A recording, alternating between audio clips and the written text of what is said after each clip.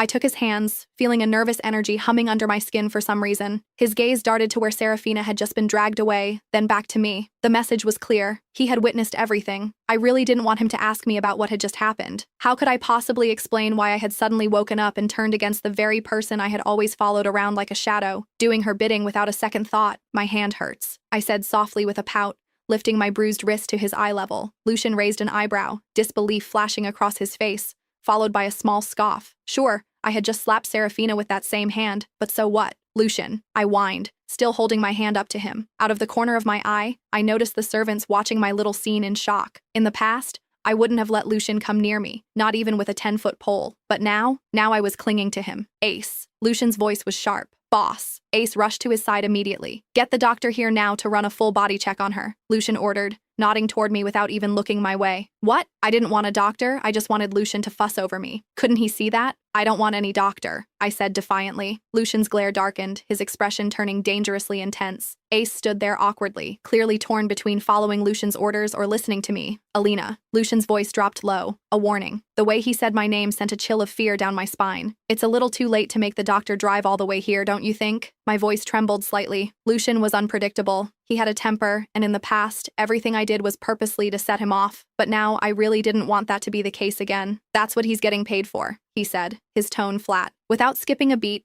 he turned back to Ace. Why are you still standing here? Before Ace could even move, I quickly wrapped my arms around Lucian's waist. As I expected, he tensed up at my touch, but I didn't mind. He was going to have to get used to me being close because I intended to do it a lot from now on. Do you really want a doctor's hands all over me at this hour? I looked up at him, resting my chin on his chest as I gauged his reaction. Just as I expected, his jaw tightened, and raw possessiveness flickered in his hazel eyes. Well, if you're okay with it, then I guess I am too. I shrugged casually. I knew I was treading dangerous waters at this point, but I was ready to take the risk. Lucian grabbed my jaw tightly. Don't push me, doll. His warning was clear. In the past, I had been terrified of him, but somehow my desire to break free from his clutches had always outweighed my fear, driving me to challenge him time and again, regardless of the consequences. Now, as I looked into his cold hazel eyes that seemed to have darkened considerably, I couldn't help but wonder what had possessed me back then, because right now I was absolutely terrified. My wrist just hurts. My voice quivered, my lower lip jutting out in a pout as tears threatened to spill. Sure, my wrist was a little sore, but it wasn't nearly as bad as I was making it sound. I had pale skin, and sometimes even the tiniest injuries looked worse than they really were. Right now, I was definitely playing that to my advantage. Lucian's eyes softened, but a breath of frustration and annoyance left his lips. Have the doctor come tomorrow,